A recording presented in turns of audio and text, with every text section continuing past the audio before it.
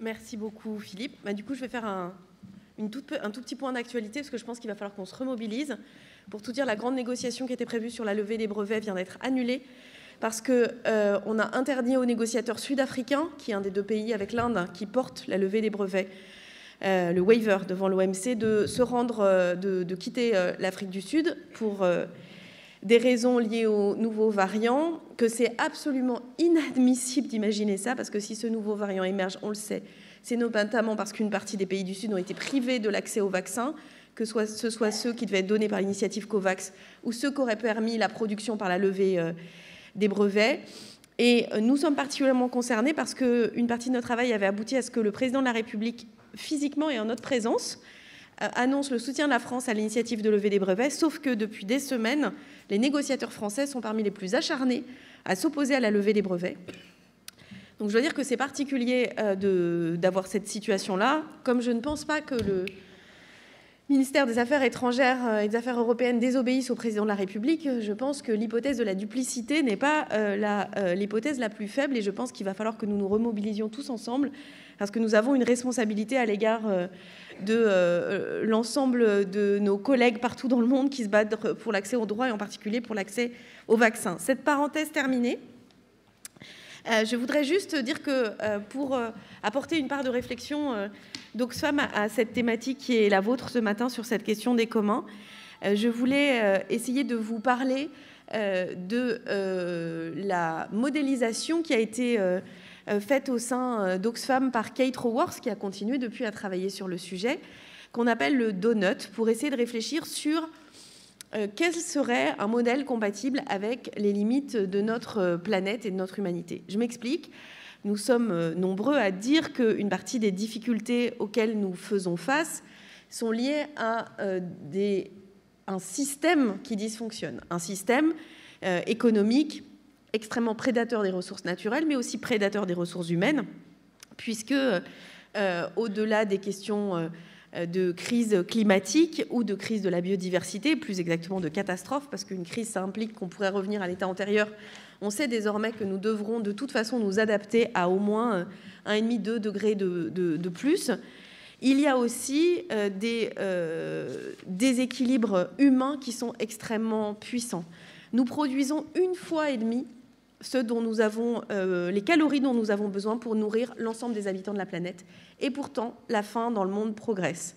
Et pourtant, nous ne sommes pas du tout dans une situation de distribution équitable de cet accès aux ressources. Et pourtant, une partie de ceux qui produisent de l'alimentation, et notamment pour les pays du Nord, souffrent pour eux-mêmes de la faim.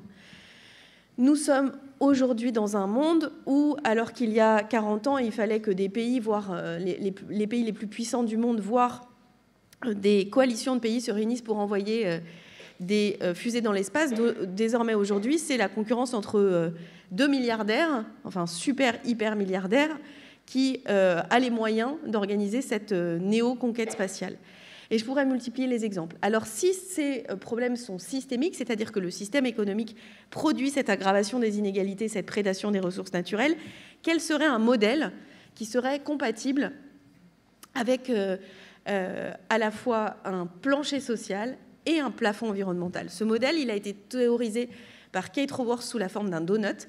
Alors, un donut, c'est une pâtisserie anglo-saxonne qui est un beignet avec un trou au centre. En français, on pourrait dire que c'est un Paris-Brest, mais c'est un peu moins facile, en tout cas facile à expliquer. Mais vous voyez la logique. Au centre, c'est le plancher social et à l'extérieur, c'est le plafond environnemental. Pourquoi? Parce que l'idée, c'est d'avoir un espace qui est un espace sécure, un espace compatible avec une vie humaine préservée et avec une planète compatible avec l'humanité.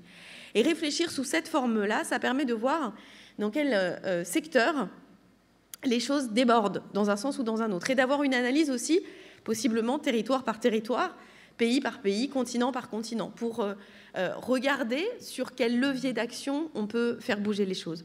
Pourquoi ça a un lien avec la thématique d'aujourd'hui? Parce que c'est commun, en fait, pour nous, c'est cet espace-là, cet espace dans lequel tout le monde est respecté, dans lequel les 12 besoins de base dont personne ne devrait manquer pour avoir une vie digne, l'alimentation, la santé, l'éducation, l'eau potable, le logement, l'énergie, l'accès à un travail et à un revenu, l'égalité des genres, la représentation politique démocratique, la paix et la justice, l'accès au réseau et l'équité sociale. Voilà les 12 besoins fondamentaux. Notre idée n'est pas de se dire qu'on va pouvoir créer le bonheur de chacun, mais de créer les conditions qui permettent à chacun de trouver sa propre émancipation et son propre bonheur. Et ces conditions sont celles que je viens de décrire. Et donc, on doit considérer que l'économie est au service de la société et pas l'inverse, et que donc il faut la faire rentrer dans ce périmètre-là. Réfléchir de cette manière, c'est aussi voir où sont les clés d'action et comment les mobiliser. C'est se dire aussi que nos pays du Nord sont particulièrement des terrains d'expérimentation forts, que ce soit d'ailleurs sur cette question de plancher social, sur la question de l'accès au logement, je le redis, enfin, tu as évoqué mes anciennes responsabilités, mais enfin, la ministre que j'ai été aurait rêvé que l'INSEE publie ces données. Si vous ne les avez pas vues, je vous invite à les lire. La moitié des logements en location, c'est-à-dire des logements mis à la location, hors logement social, bien sûr, donc la moitié des logements que des locataires louent, sont la propriété de 3,5% de la population française. Voilà la réalité actuelle, c'est-à-dire qu'une infime minorité de la population possède des logements alors que, et vous le savez, le montant des loyers n'a cessé d'augmenter. Donc ce plancher social de l'accès au logement commence en France à être de plus en plus rouge, c'est-à-dire qu'il sort de la zone qui est une zone où l'accès au logement, on a tous besoin d'avoir un toit sur la tête, l'espèce humaine ne sait plus vivre dans des terriers ou des grottes, donc nous avons besoin de cet accès au logement.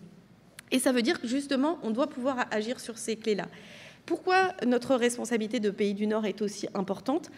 Parce que en matière de dépassement du plafond environnemental, notre responsabilité est très forte. Elle est très forte historiquement, mais elle est très forte aussi aujourd'hui, puisque aujourd'hui encore, et nous avons actualisé nos chiffres de 2015, les 10% les plus riches émettent 52% des émissions de gaz à effet de serre.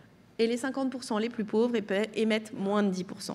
Donc la clé de la résolution de nos problèmes se trouve ici dans nos pays du Nord. Petite parenthèse et incise, nous parlons bien des émissions globales, y compris les émissions importées. Considérer que les produits que nous consommons, les vêtements que nous portons, s'ils ont été fabriqués en dehors du territoire de la France, ne concernent pas les émissions de la France est parfaitement ridicule. Je le dis parce que souvent on parle de ces fameux 0,9%. Oui, si on oublie l'intégralité ou les 80% de ce qu'on consomme, ce qui est absurde. Donc c'est pour ça qu'agir dans nos pays est bien plus efficace que commencer à chercher des excuses en responsabilisant d'autres. Le pire étant la démographie des pays du Sud, puisqu'on sait très bien qu'aujourd'hui, ce ne sont évidemment pas les enfants du Nigeria qui contribuent à la dégradation de notre environnement global.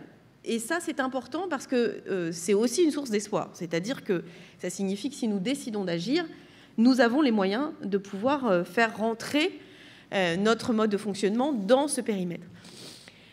Je ne sais pas combien de temps il me reste. Alors, encore 7 minutes. Oh, super. Donc, ce qui nous semble intéressant, c'est justement de se dire que ce modèle de fonctionnement, il n'est pas inaccessible. En revanche, il nécessite une action extrêmement volontaire en matière de régulation. C'est-à-dire que nous considérons que la décision appartient de façon démocratique, collective et organisée à la puissance publique, y compris une grande partie du champ économique. Je m'explique, la France possède 3 des 20 plus grandes banques du monde. Et ces banques ont chacune d'entre elles une empreinte écologique bien supérieure à l'empreinte française. Donc si on agit sur la manière dont les banques françaises investissent, on agit sur les émissions de gaz à effet de serre. Si on agit sur la manière dont les entreprises françaises font le reporting pays par pays de leur activité et du coup évitent de fictivement constater des opérations dans des pays qui sont des paradis fiscaux, on agit pour faire en sorte que notamment les pays du Sud aient les moyens et l'argent qu'il doit leur revenir de la part de leurs impôts.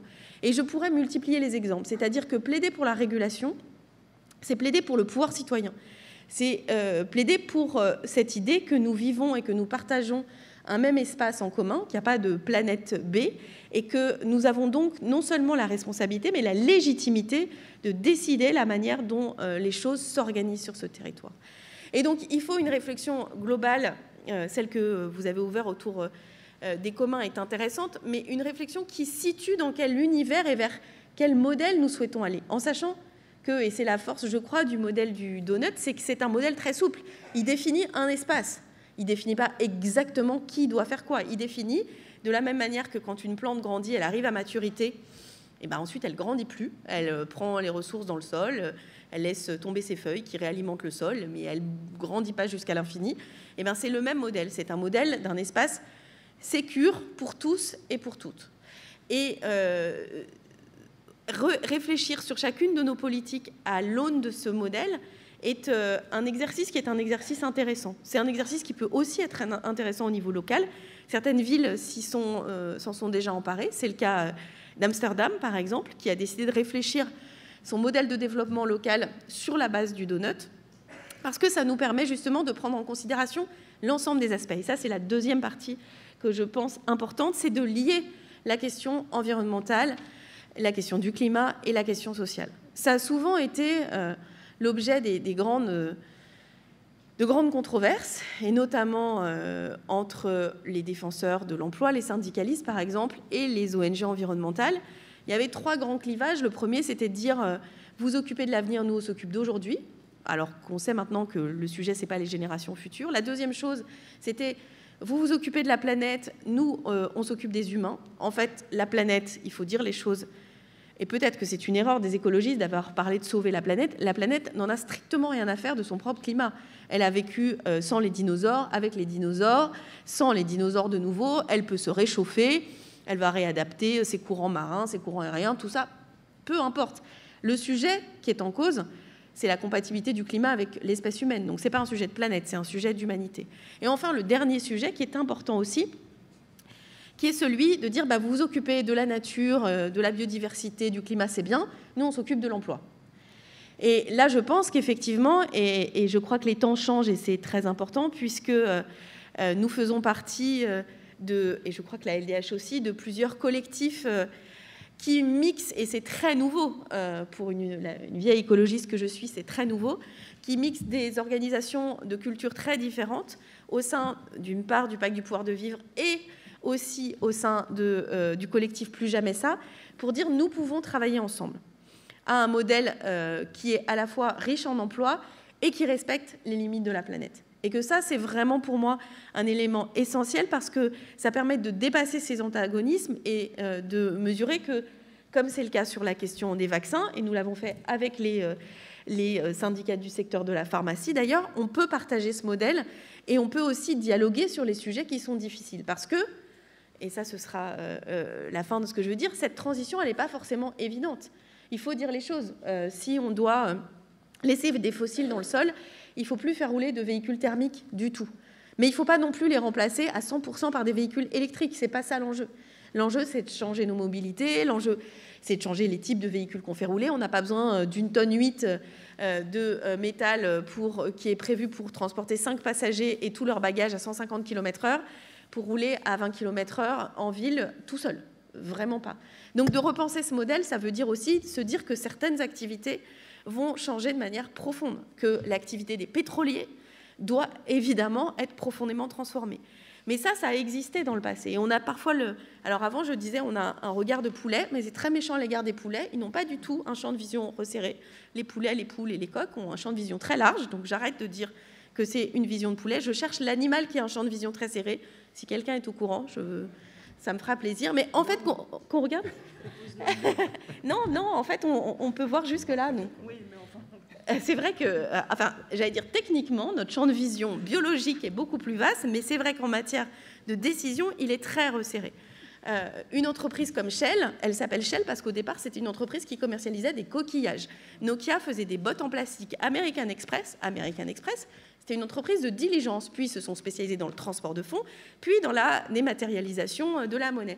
Donc, on peut faire évoluer des entreprises. On n'est pas obligé de rester dans cette espèce de statu quo et de se dire « Ah, mais là, c'est pas possible de faire autrement ».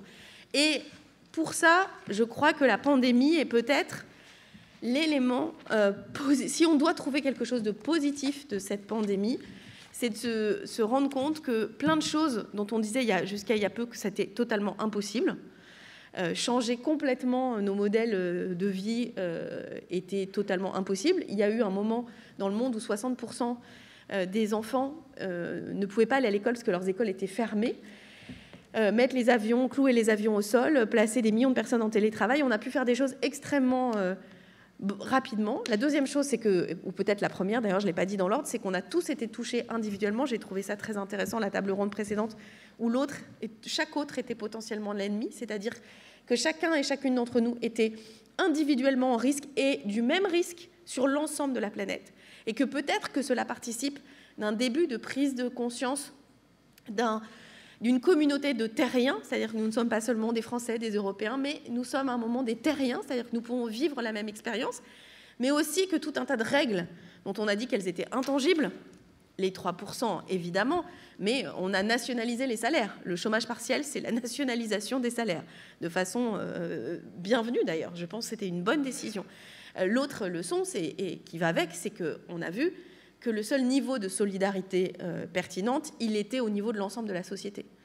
Et donc ces trois leçons-là me paraissent être des points d'appui très forts pour pouvoir essayer de travailler sur un autre modèle. Alors ça, c'était dit tout au début, sur le jour d'après, on ne fera pas pareil après qu'avant, et on voit bien que si on ne le décide pas et si on ne l'organise pas, on repart exactement comme avant, et on se félicite de la relance du secteur aérien. Mais je pense qu'il ne faut pas céder à cette fatalité, et que là aussi, le virus et ses mutations se rappellent à nous. Pourquoi la mutation du virus qui risque de nous menacer, et donc on a encore un moment entre nous, et je pense qu'il est possible que les choses retournent plus difficilement, même avec notre vaccin de riches qu'on a gardé entre riches, ça ne suffira pas, parce que nous n'avons pas voulu partager les vaccins, parce que nous avons laissé des populations continuer d'être massivement infectées, parce que nous avons considéré qu'on allait pouvoir se protéger, nous, tout seuls, dans notre coin, alors que tous les scientifiques et le patron de l'OMS disaient, si vous ne le faites pas par générosité, par solidarité, faites-le au moins par intérêt. CQFD, évidemment, plus le virus se propage, plus les variants existent, et plus les variants existent, plus il y en a qui sont résistants au vaccin. Et donc nous sommes aussi en train de prendre la leçon d'une absence de solidarité mondiale, et j'espère que toutes ces leçons prises et intégrées nous permettront de construire ensemble et très largement, dans le cadre de coalitions diverses et variées, cette réponse qui nous permet de ramener notre modèle de développement dans un cercle confortable, soutenable, durable et agréable à vivre pour tous et pour toutes. Bien, très belle conclusion.